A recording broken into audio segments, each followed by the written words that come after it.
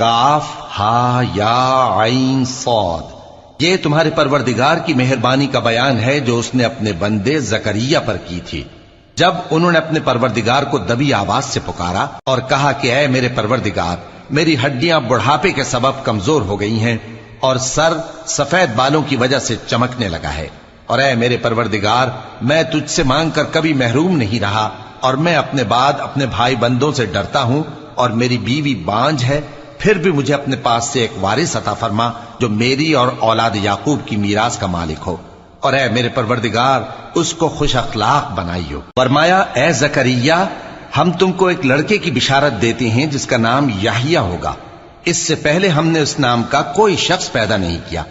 انہوں نے کہا کہ پروردگار، میرے ہاں کس طرح لڑکا ہوگا جبکہ میری بیوی بانجھ ہے اور میں بڑھاپے کی اس حالت کو پہنچ گیا کہ سوکھ گیا ہوں۔ حکم ہوا کہ اسی طرح ہوگا۔ تمہارے پروردگار نے فرمایا ہے کہ مجھے یہ آسان ہے،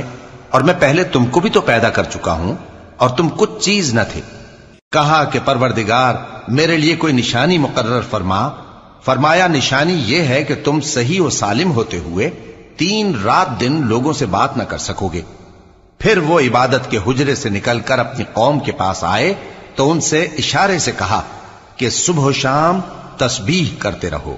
فرمایا اے یحییٰ، ہماری کتاب کو مضبوطی سے تھامے رہو،